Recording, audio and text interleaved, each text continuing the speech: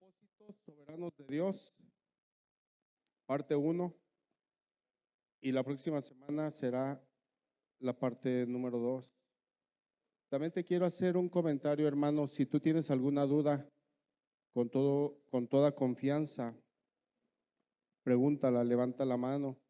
Si tú quieres tener una participación, con todo gusto, levanta la mano y te podemos pasar el micro. Si algo no lo entiendes, levanta la mano, por favor. Si hay algo que se me atraviese y no lo pueda yo resolver, tenemos otros hermanos aquí, tenemos el hermano Gabriel, el hermano Leo, el hermano Leobardo, el hermano Roy, el pastor. Tenemos muchísimos, pero también tenemos diferentes versiones de Biblia para poder resolver todas las dudas. Mis hermanos, no debemos salir aquí con la duda. Si tú lo tienes, si tú tienes alguna pregunta, con todo gusto, con toda confianza. ¿Sale? Vamos a comenzar, mis hermanos. Te pido que nos pongamos en sintonía con nuestro Señor. Vamos a orar. Muchas gracias, Padre, porque nos has permitido estudiar esta confesión de fe. Te ponemos en tus manos el tema de hoy, los propósitos soberanos de Dios. Ayúdanos a entenderlo, a comprenderlo. A mí, Padre, ayúdame a poderlo explicar de la mejor manera, Señor. Ayúdame, Señor, a que mis nervios sean vencidos por ti, por tu palabra. Habla a través de mí, Señor, lo que tú quieres decir a tu pueblo, a tu iglesia. Mi Señor, ayúdanos a que esta palabra venga de ti y que la llevemos en nuestro corazón. Podamos entender, mi Señor, todo lo que toca el tema de hoy. Gracias en el nombre de tu Hijo amado Cristo Jesús. Amén. Mis hermanos, uno de los atributos de Dios es que Él es soberano. Y el diccionario define soberano como poseer el poder supremo o final. Esto significa que el Dios soberano tiene completo control sobre su creación. Entonces, siendo soberano, su propósito principal para que Dios haga todas las cosas es para que reciba la gloria en todo. Es decir, Él tiene el poder de actuar sobre la creación de acuerdo a lo que ya tiene planeado para cumplir su voluntad en su pueblo, y así Él reciba toda la gloria. Lo podemos ver, lo que dice Isaías 46, 9 al 10. Acordaos de las cosas pasadas desde los tiempos antiguos, porque yo soy Dios y no hay otro Dios, y nada hay semejante a mí, que anuncio lo por venir desde el principio y desde la antigüedad. Lo que aún no era hecho, que digo, mi consejo permanecerá y haré todo lo que yo quiera. Como subtema tenemos, Dios ordena todas las cosas para su gloria. Mis hermanos, esta sección considera el decreto de Dios al ordenar todo lo que existe y viene a suceder resaltando el propósito de la gloria de Dios en todas las cosas.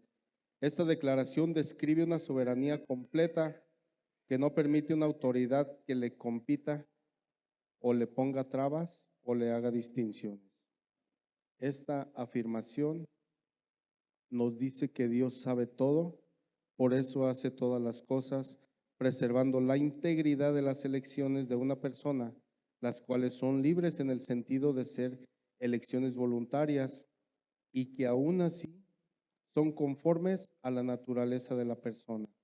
Es decir, no son libres en el sentido de ser independientes del gobierno soberano de Dios o de nuestra propia naturaleza.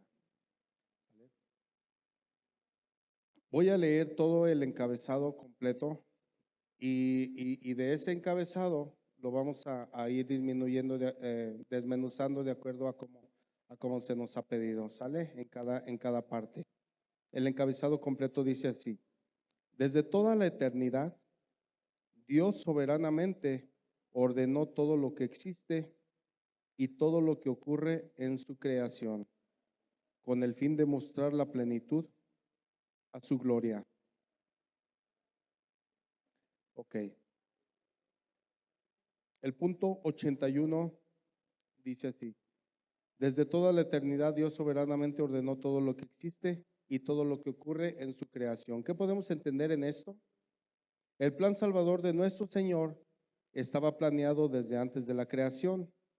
Es en ese sentido que Él acomoda todas las cosas de acuerdo a como Él lo tiene estructurado en su pensamiento. Es decir, imaginémonos, por así decirlo, que Él mismo elaboró los planos y Él mismo construyó de acuerdo a lo que dictaban los planos. Tenemos como base el Salmo 33:11, Isaías 37:26 y Efesios 1:11.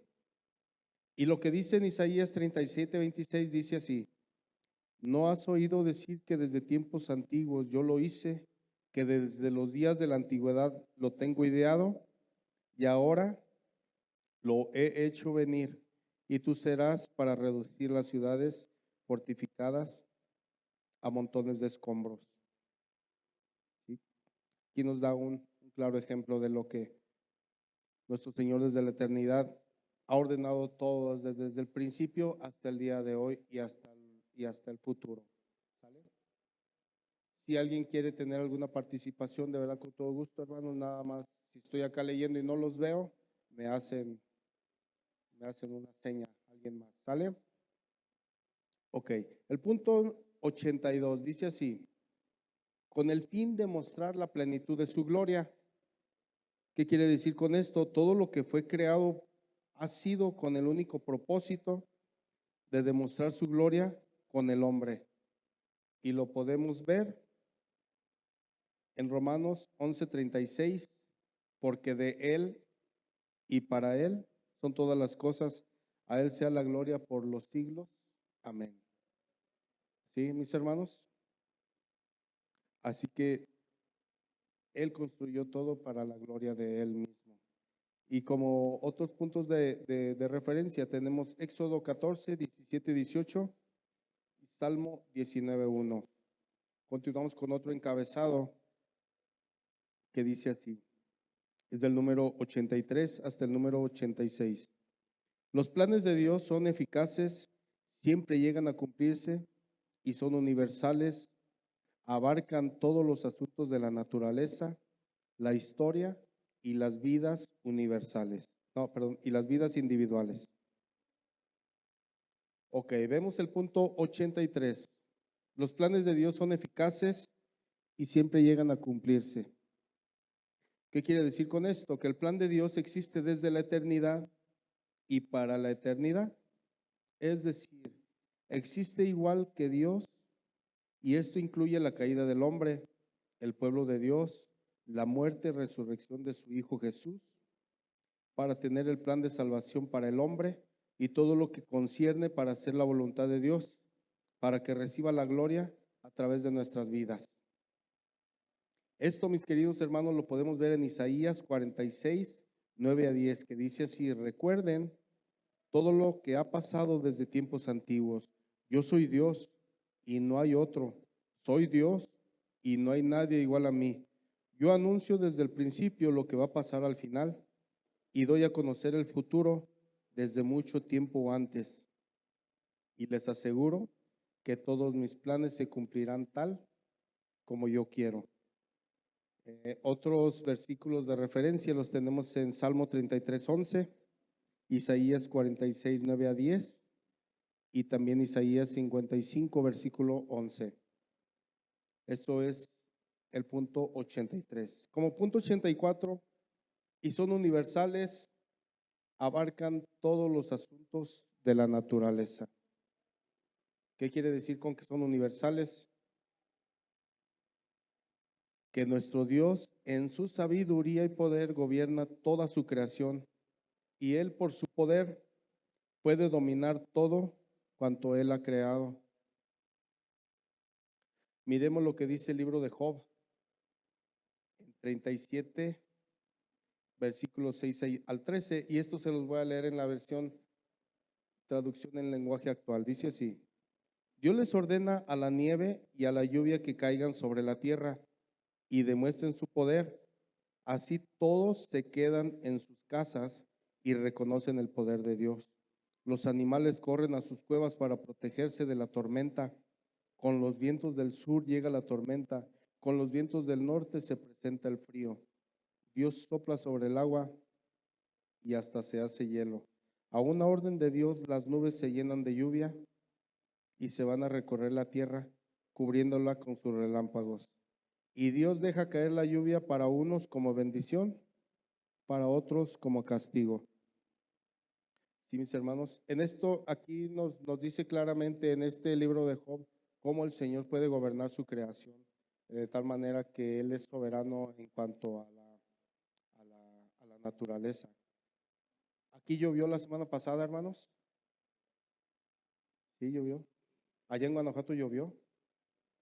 Y, y, y pudiéramos pensar que ya no es tiempo de lluvia. Hermanos, Él es soberano, Él puede hacer todo lo que quiera. Él tiene el control de la naturaleza. A eso se está refiriendo. Es decir, sopla y el agua se puede convertir en hielo. No sabemos de dónde viene el viento, no sabemos hacia dónde va el viento. Así, mis hermanos, es su soberanía. Y Él gobierna la naturaleza de tal manera que hace lo que quiere. Y nosotros como hombres pudiéramos pensar que ya ahorita estamos esperando el calor y de repente nos llega la lluvia. Qué gloria a nuestro Señor.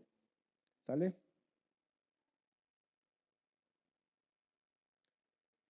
El punto 85, la historia.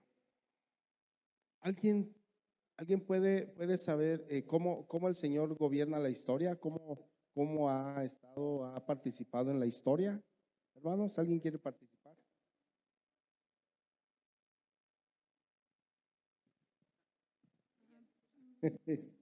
No sé si en esta forma lo dice, pero por ejemplo, la caída del Imperio Romano, porque estaba en su esplendor y pensaron que serían invencibles y solo pasó un tiempo y ahora incluso muchas cosas siguen enterradas. Así es, hermana. Hermano, por allá de qué lado, mira, su hermana Lidia. Sí, me vino a la mente cómo Dios en su soberanía en el Antiguo Testamento profetizó que iba a usar, por ejemplo, a los babilonios, que era un pueblo sanguinario, y no simplemente vinieron porque ellos así quisieron, sino Dios ahí establece en su palabra que Él los iba a usar para traer juicio contra su pueblo. Entonces, así a lo largo, pues, por ejemplo, de la historia del pueblo de Israel, vemos que todos los sucesos que acontecieron fue para que se cumplieran los propósitos de Dios. Así es, hermana, muchas gracias. Por acá de este lado, hermano, con Edgar. Pues algo bien sencillo, hermanos, cómo se marca la historia, ¿no? Podemos ver de la venida de nuestro Señor Jesucristo, que parte de ahí a después de Él y antes de Él.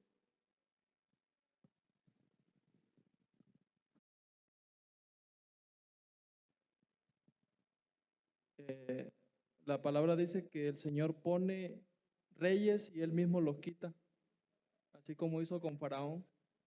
Por eso de ahí vemos cómo el Señor, Él tiene el control y usa al hombre pues para sus propósitos y Él levanta hombres pues para hacer lo que Él quiera y Él mismo los quita. Así es, hermanos, muchas gracias. Miren, yo estudiando puse muy parecido a todas sus respuestas que ustedes están dando. Miren, desde la creación hasta ahora, Dios siempre ha sido partícipe en la historia de su pueblo. Él ha puesto reyes y asimismo Él ha quitado reyes. Tal es el caso del rey Saúl, que por su pecado Jehová lo hizo a un lado para colocar en el trono a David. Recordamos cuántas batallas, por ejemplo, la de Gedeón, con solo 300 hombres, pudo vencer al ejército de los madianitas y Dios le ordenó que esa batalla iba a lucharla. ¿Se acuerdan con cuántos hombres? Con 300, con 300 hombres. Ajá.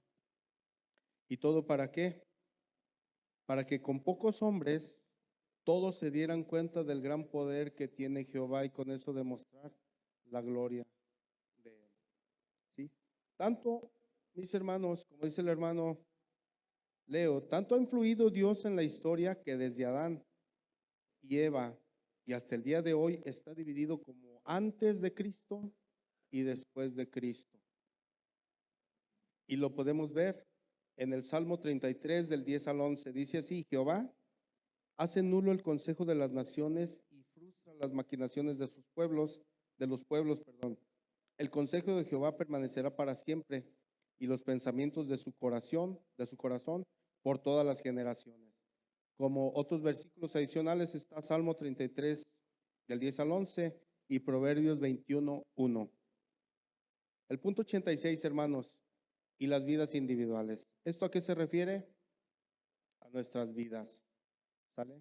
¿Alguien sabe cómo influye Dios en nuestras vidas?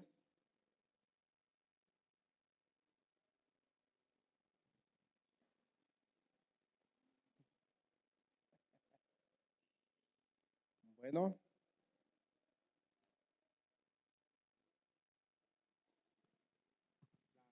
Ay, otra vez. En Romanos 8:28 nos dice que todas las cosas ayudan al bien de los que aman a Dios. Entonces ahí podemos pensar que aún las cosas difíciles de nuestra vida Dios las ha permitido para su gloria y para nuestro bien. así es, hermanos. Miren, vamos a poner como ejemplo cómo ha influido Dios en nuestras propias vidas. Y aquí no hay mayor ejemplo que el de nosotros. Es decir, si nosotros vemos de dónde nos rescató nuestro Dios y que ahora sus planes son mejores que los nuestros, es en ese sentido que vamos a poder entender, porque nosotros somos milagros delante de Él. Solamente nosotros y Dios sabemos de dónde de dónde hemos sido rescatados, y ahora el propósito de Dios se nos está revelando. El propósito de Dios para nuestras vidas se nos está revelando todos los días de nuestra vida. ¿Sale? ¿Y dónde lo podemos ver? En Proverbios 16, 9. El corazón del hombre piensa en su camino, mas Jehová endereza sus pasos. Hermanos, pues aquí solo es para Él. Este es el propósito soberano de Dios en nuestras vidas. Que nosotros, si vamos chuecos, nos enderece, pero todo sea mediante una total y completa dependencia de nuestro Señor. ¿Sale? Y también otros versículos son Proverbios 16:9, Proverbios 20:24, Salmo 139, versículo 6. En esta semana sí vieron que el hermano Gabriel compartió los dos temas que se han estado tocando en la iglesia, en la escuela bíblica. Están ahí ya en el grupo de WhatsApp. Este también va a estar ahí. Pero sin embargo, si tú tienes una duda, una pregunta, con todo gusto, con toda confianza, puedes levantar la mano y vemos la manera de responder. Pero también, si se te pasa algún versículo, después lo vamos a volver a poner. Pero si quieres anotar también los versículos, si los digo muy rápido, también dime, hazme una seña y los podemos volver a repetir. ¿Sale? Otro encabezado, mis hermanos, del 87 al 90. Estos decretos son un ejercicio de su libre, inmutable, sabia y santa voluntad. ¿Qué significa el punto 87? Estos decretos son un ejercicio de su libre. Ok, podemos entender que Dios es libre de hacer lo que Él quiera. Y lo podemos ver en Romanos 9:15. Pues a Moisés dice: tendré misericordia del que yo tenga misericordia y me compadeceré del que yo me compadezca. Esto es en Romanos 9:15. Punto 88, inmutable. La inmutabilidad es uno de los atributos de Dios y significa que no cambia. Él es Dios ayer, hoy y siempre, y opera con el mismo poder con el que creó el universo. Y es en este sentido que la voluntad de Dios nunca cambia, siempre es la misma. Ahora debemos entender y comprender que Dios tiene un plan para cada uno de nosotros. Así, mis hermanos, hacer la voluntad de Dios es vivir conforme a lo que Él desea para nosotros. Y para conocer su voluntad, necesitamos tener una relación cercana con Dios, buscando su dirección en todo momento. Para que esto suceda, nuestra mente debe estar centrada en Dios. Los atributos de Dios, hay un apartado también que lo vamos a estudiar un poquito más adelante para poder entrar más a fondo. Aquí solamente está siendo comentado. ¿Sale? Miren lo que dice aquí. El mismo Espíritu Santo que habla en Génesis 1:2, que se movía sobre las aguas, es el mismo Espíritu que ahora mora en nuestros corazones. Y miremos lo que dice Números 23:19. Dios no es hombre para que mienta, ni hijo de hombre para que se arrepienta. Él dijo, y no hará. Habló, y no lo ejecutará. Hermanos, nuestro Señor es el mismo. Dios no cambia. Es el mismo Dios, con el mismo poder con el que creó el universo. Con ese mismo poder nos rescató a nosotros de nuestro pecado. Otros versículos adicionales tenemos como Números 23:19 y Hebreos 6:17. El punto 89, hermanos, sabia. Recordemos que la frase es, estos decretos son un ejercicio de su libre, inmutable, sabia. Entonces vamos a ver qué dice sabia. Sabia de sabiduría. Dios es infinito en sabiduría. Él en su inmenso poder tiene gran inteligencia. Por eso es que Dios no se equivoca para tomar las mejores decisiones que determine para realizar sus planes. Esto lo podemos ver en Romanos 11:33, que dice, Dios es inmensamente rico, su inteligencia y su conocimiento son tan grandes que no se pueden medir. Nadie es capaz de entender sus decisiones ni de explicar sus hechos. ¿Cómo podemos entender que llovió? No lo podemos entender. Que llovió de repente. ¿Cómo podemos entender que hizo frío? ¿Cómo podemos entender? Nada, no lo podemos hacer. Solamente aceptar la voluntad de nuestro Señor y aceptar que Él es sabio y que todo lo que hace tiene un propósito para nuestras vidas. Esto lo podemos ver en Romanos 11:33. Y el punto 90, mis hermanos, dice así, y santa voluntad.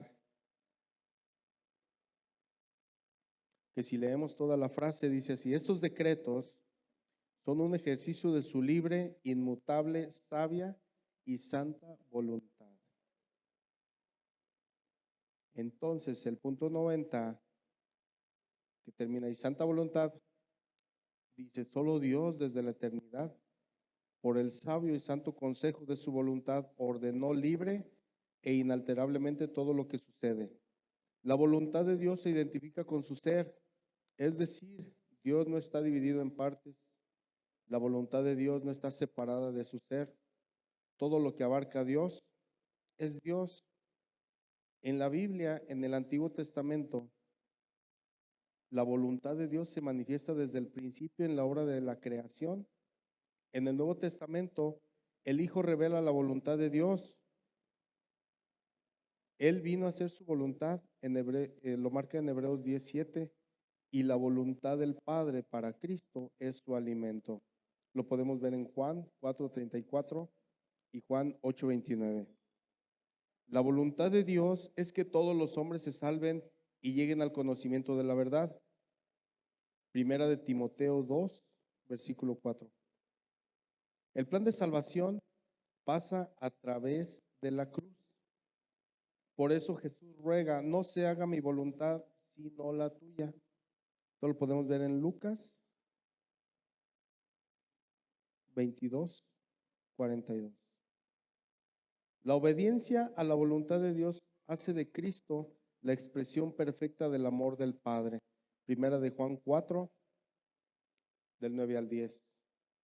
cómo Dios en su amor por nosotros ese fue su plan, su voluntad es que llegara su Hijo para que muriera en cruz, derramara su sangre por nosotros para el perdón de nuestros pecados y podernos acercar a Dios mediante su Hijo y que el poder de su Espíritu Santo obre en nuestros corazones. Y entonces lo podemos encontrar en Efesios 1:11, que dice así: en él asimismo tuvimos herencia, habiendo sido predestinados conforme al propósito del que hace todas las cosas según el designio de su voluntad. Efesios 1:11. ¿Sí, mis hermanos? ¿Hasta aquí vamos bien? Bueno, continuamos con el siguiente encabezado que dice así, del 91 al 92.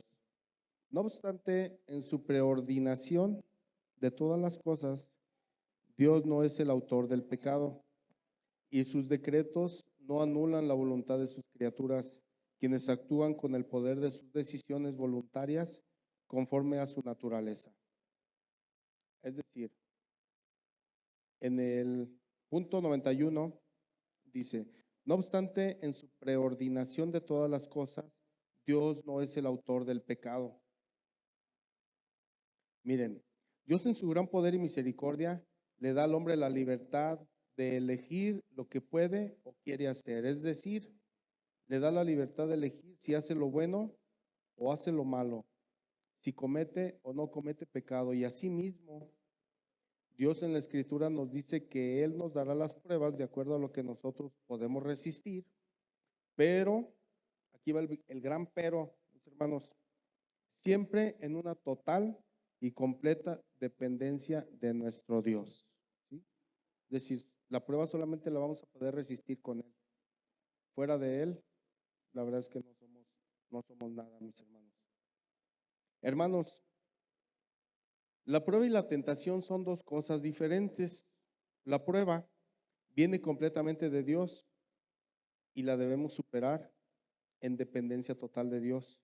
Y la tentación son los deseos que nacen de nuestro corazón, pero también lo podemos superar en una completa dependencia de Dios. Es decir, si nosotros nos afianzamos a la palabra, entonces nosotros vamos a tener las armas para vencer al enemigo. ¿Y cuáles son las armas? La oración, la lectura y meditación de la palabra, la comunión con nuestro Señor, la confesión de los pecados, la comunión con la iglesia, muchas cosas que nosotros podemos hacer aquí, mis hermanos, para nosotros librarnos de todas estas batallas. Te quiero hacer un comentario. Fíjate que cuando estaba leyendo, llegué a un encabezado de Coalición por el Evangelio y encontré un comentario del pastor Miguel Núñez y se me hizo muy adecuado podértelo leer. Y dice así, 10 cosas que debes saber, sobre los decretos de Dios. La Biblia no dice que de la boca del Altísimo sale tanto el pecado como lo que no es pecado. En cambio, lo que dice es que Dios orquesta tanto el bien como el mal de los hombres. La venta de José como esclavo fue altamente pecaminosa y peor aún la crucifixión de su hijo. Pero Dios orquestó esto para conseguir exactamente lo que él se proponía conseguir. En todo esto es crucial entender que Dios nunca es el autor del pecado o tienta a la gente a pecar. Fin de la cita. Hermanos, nos está dando una explicación muy buena, que todo lo que está sucediendo va a ser, ¿por qué? Para su voluntad y para todo el propósito de Dios en nuestras vidas. Y que si nosotros nos ponemos en contra, pues entonces es en la medida en que vamos a luchar con nuestro corazón. Pero si nosotros entendemos que la soberanía de Dios para nuestras vidas es aceptar su voluntad, en ese sentido también podemos salir avantes y le daremos la gloria a nuestro Señor. Esto lo podemos ver en Santiago 1:13, mis hermanos, que dice así: cuando alguno es tentado, no diga que es tentado de parte de Dios, porque Dios no puede ser tentado por el mal, ni él tienta a nadie.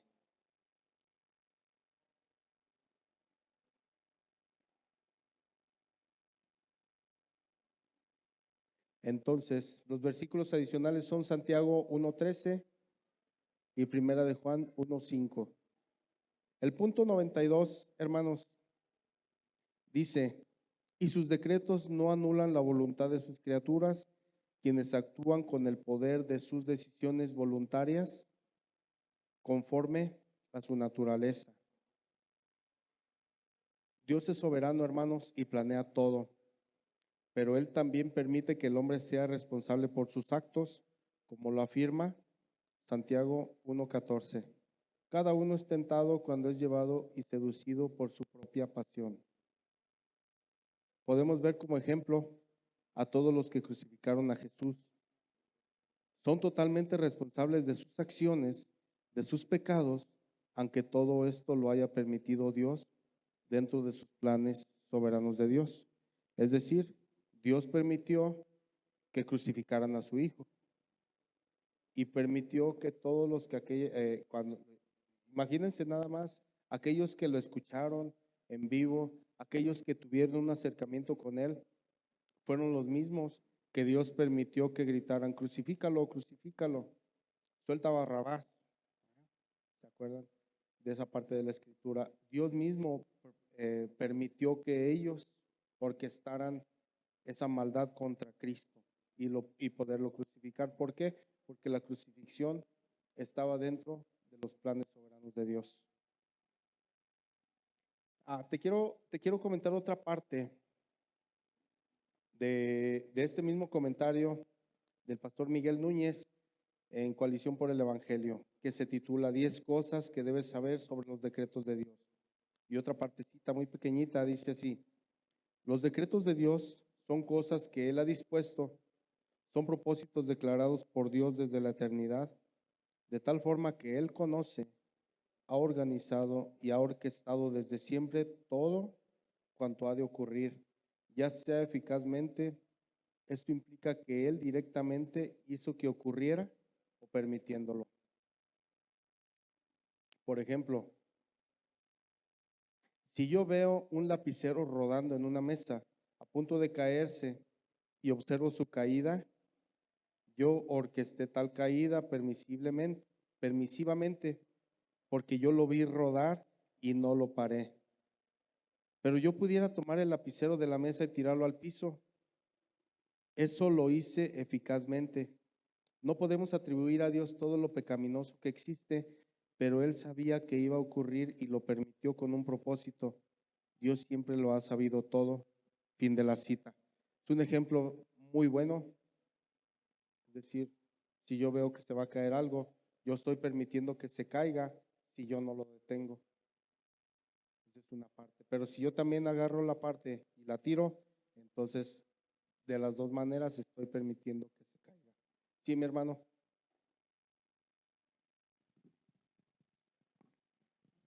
Dijiste una palabra, a lo mejor nadie lo notó, yo desde que nos mandaste la enseñanza la chequé, ¿verdad? Y dijiste la palabra preordinación. ¿Qué significa preordinación? Porque no es preordinación, preordinación, ¿verdad?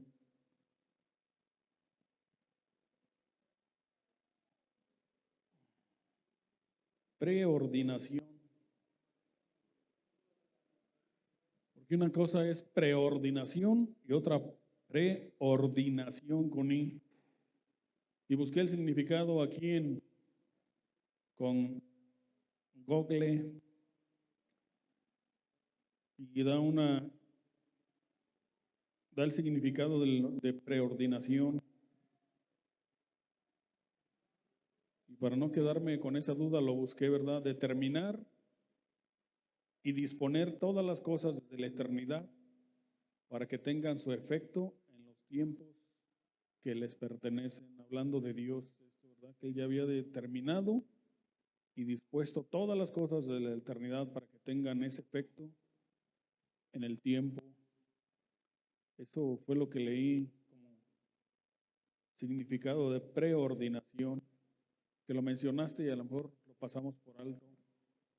Ya la escuché, ya la encontré, hermano. Sí, es el punto número 91 que dice, no obstante, en su preordinación de todas las cosas, Dios no es el autor del pecado. Sí, a eso se refiere, que Él desde la creación ya tiene orquestado qué es lo que va a suceder. Porque una cosa es la preordinación y otra la preordenación. La preordenación es nada más acomodar, pero la preordinación es que ya tiene orquestado todo lo que va a suceder desde el principio hasta el día final. Hay un ejemplo que yo le he compartido a mi esposa. Imagínate, mi hermano, que tienen una línea aquí, y aquí están tus padres, y aquí, o sea, cuando se casan, cuando naces, creces, vas creciendo, cada parte de tu vida va mostrando aquí así hasta que llegues a la muerte. En este punto te casas, en este punto nacen tus hijos, en este punto tus nietos, en este punto te quedas sin trabajo. Imagínate toda esta línea. La eternidad de Dios dice que así te ve Él. O sea, para Él no hay tiempo. Él te ve cómo estás desde el principio hasta el final. Y es en ese sentido que Él ya está lo que dice la palabra, preordinación, todo. O sea, de tal manera que Él te está viendo desde el principio hasta el fin. Y es en ese sentido en que Él ya determinó lo que va a suceder acá al final. Él ya la está viendo también desde el principio. Sí, hermana, la hermana Ale, hermano.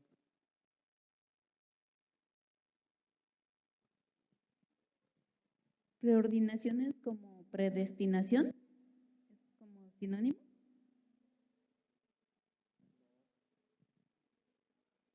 No, hermana, la predestinación es un poquito más diferente. Por allá con el hermano Gabriel.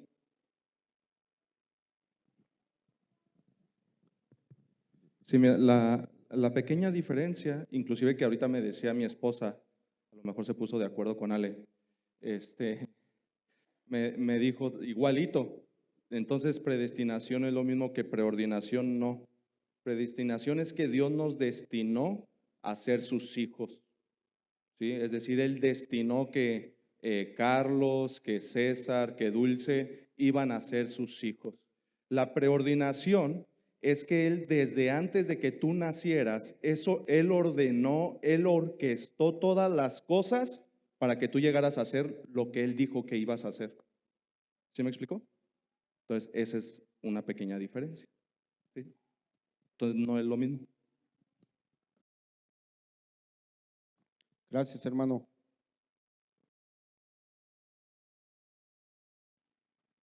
Creo que tengo una forma más fácil de explicarlo.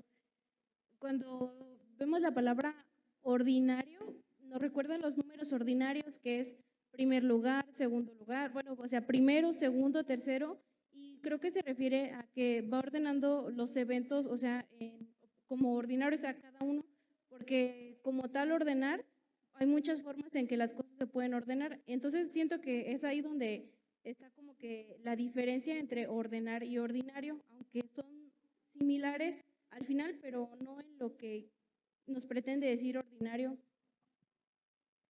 Gracias, hermanos. Buena explicación, buen detalle. Buen detalle. Muchas gracias, hermanos. ¿Alguien más? ¿Sí quedó claro? Qué buen punto lo que había. A mí se me pasó por alto esa palabra, de verdad.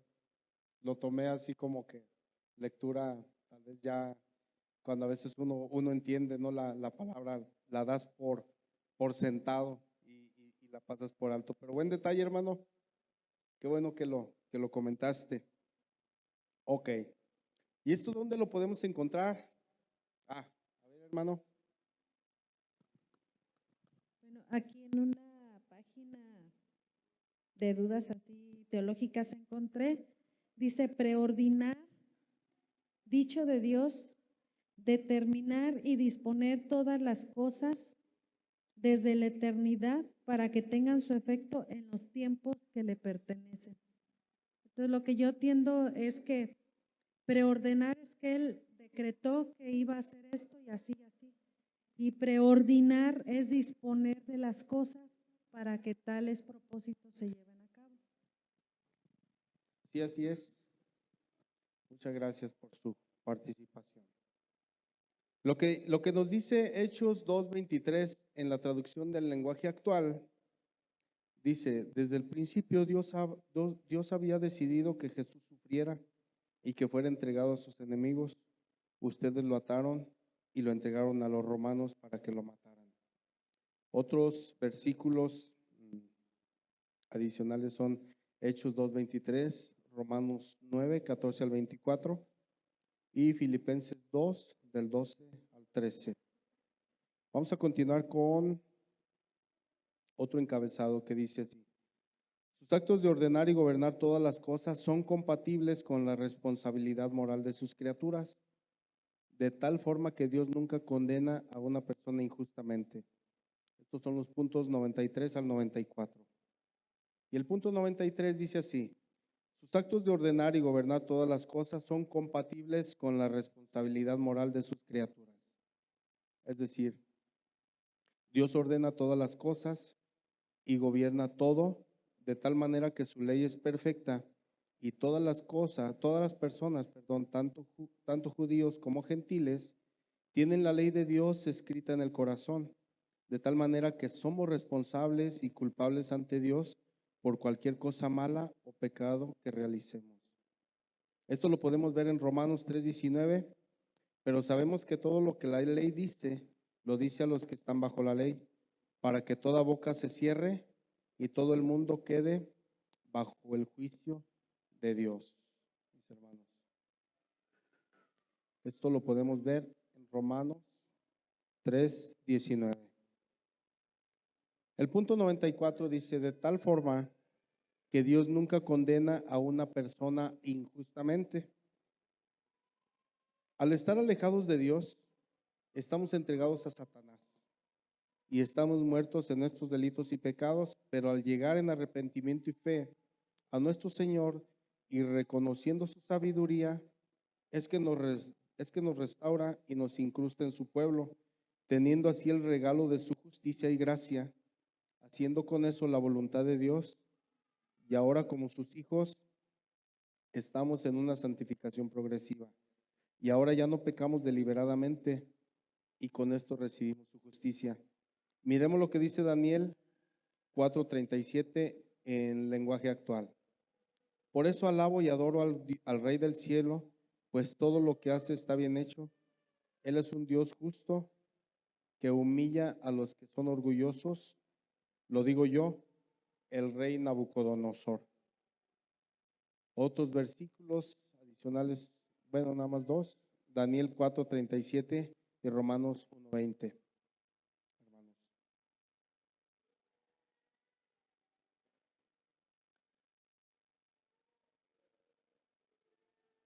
Hasta aquí vamos bien, hermanos.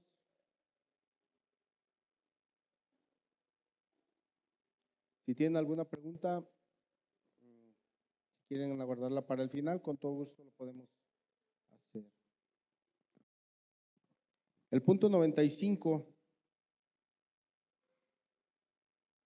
así dice todo el encabezado. Por lo tanto, todas las personas son responsables por sus acciones, las cuales tienen consecuencias reales y eternas. Aquí lo que debemos entender es que cualquier acto o acción que realicemos nosotros, vamos a tener una consecuencia. Es decir, si seguimos pecando deliberadamente, vamos a terminar alejados de Dios, es decir, en el infierno por toda la eternidad. Y al contrario, si estamos en arrepentimiento y fe, reconociendo que Jesucristo es nuestro Salvador y tenemos una vida donde le estamos dando toda la gloria a nuestro Señor, entonces nuestra consecuencia será disfrutar de la gloria por toda la eternidad. Esto lo vemos en Juan 3:16. Porque de tal manera amó Dios al mundo que ha dado a su Hijo primogénito para que todo aquel que en él cree no se pierda, mas tenga vida eterna. Otros versículos son Lucas 10:28 y Juan 3:16. Aquí podemos entender, hermanos, que aquella persona que no está en Cristo, que está alejada de Dios, entonces va a tener su consecuencia, ¿no? La consecuencia que va a ser la eternidad en el infierno. Y al contrario, la santificación progresiva que nosotros debemos de tener es ir en arrepentimiento y fe en nuestros pecados, pero ahora ya no somos pecadores que lo hacemos por intención, un pecador intencional, sino es un pecado que a veces nos puede surgir como un enojo, una molestia, pero ya no pecamos deliberadamente. Y es en ese sentido que ahora nosotros al pecar tenemos que ir en arrepentimiento y fe, pedir perdón al hermano si así lo ofendimos, a nuestro cónyuge, a nuestros hijos, a nuestros padres. Es así como nos pide la palabra de Dios. Y entonces en ese sentido nosotros vamos a tener ese perdón de Dios y por consiguiente vamos a estar bien con Él porque ya somos merecedores de su gloria. Mis hermanos, ¿tienen alguna pregunta? ¿Alguien quiere participar? Este punto 95 es el último de la primera parte. La segunda parte será la siguiente semana, pero les quiero preguntar si tienen si algo quedó, que hizo falta alguna explicación o quieren que se detalle algo más. Aquí lo podemos ver. Si tienen alguna duda, con todo gusto lo podemos hacer. Hermano.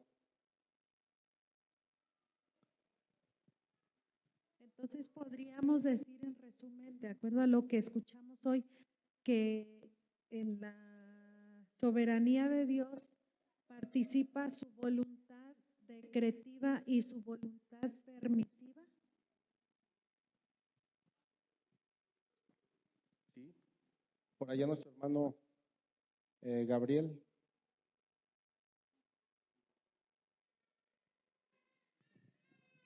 Sí, tomando de referencia el ejemplo que daba Sergio, que si por ejemplo un lápiz iba cayendo, ¿verdad?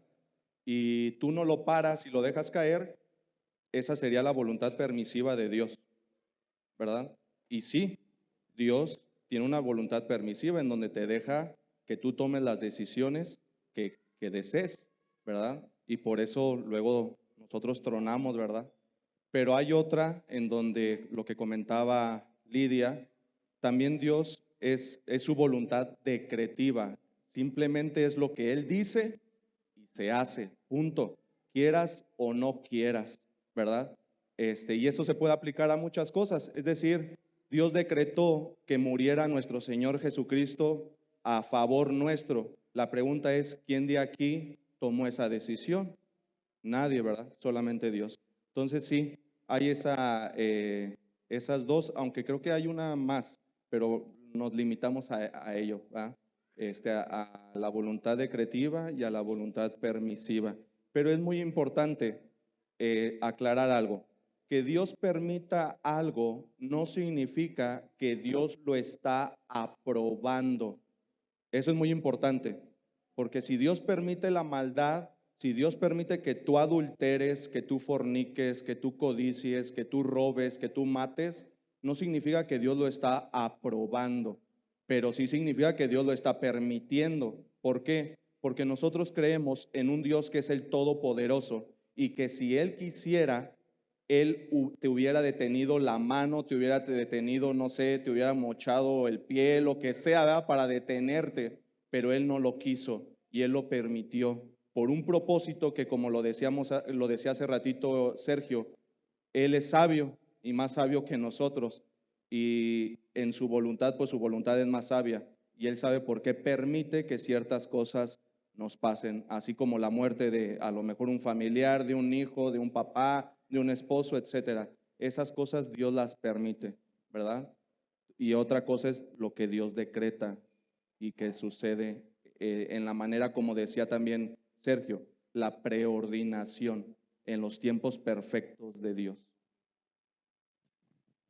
Gracias, hermano. Sí, es este ejemplo, por ejemplo, que dice Gabriel de la crucifixión de Dios. O sea, era algo que se tenía que cumplir, la muerte de su hijo, pero utilizó a todos los demás, los que estaban en ese entonces, a los sacerdotes, a los escribas, a aquellos, por eso les decía, aquellos que lo vivieron de cerca, que vieron los milagros reales así frente de ellos, son los mismos que gritaban, crucifícalo, crucifícalo. Y esa es lo que Dios estaba permitiendo que pasara. ¿Para qué? Para que se cumpliera precisamente el decreto de que su hijo muriera. ¿Algo más, hermanos?